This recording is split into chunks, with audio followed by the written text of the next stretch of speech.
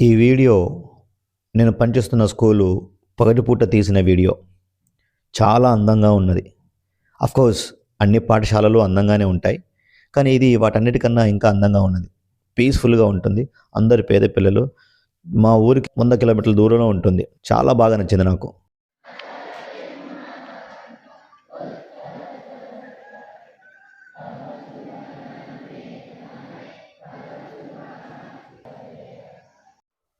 Hello everyone, నేను మీ హరి సువాచ్య. ఇది నాకు 5వ స్కూలు.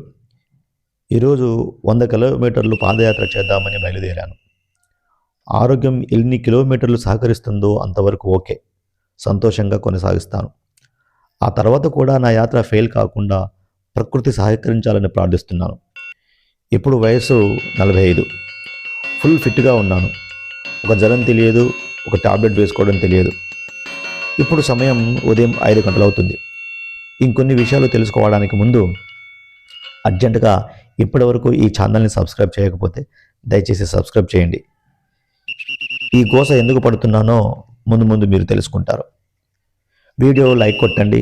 దయచేసి ఇంకొందరికి తప్పకుండా షేర్ చేయండి. ఇప్పుడు అసలు విషయం ఏమిటంటే, 28 ఆదివారం కిందరసాని గురుకులంలో పూర్వ విద్యార్థులు గురువులతో కలిసి జరుపు తలపెట్టిన పండుగ చాలా గొప్పది. మీకు తెలుసు, ఇది అరుదైనది, మళ్ళీ రానిది.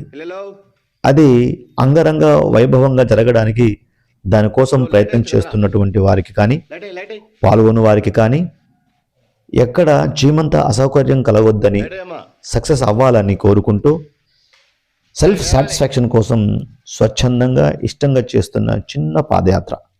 మీ ఆశీర్వాదాలు, దీవెనలు, సహాయం ఎల్లవేళలా అందుతాయని కోరుతూ మీ సువాచ్య vlog YouTube channel Hari SSC 96 Yellandu నివాసి.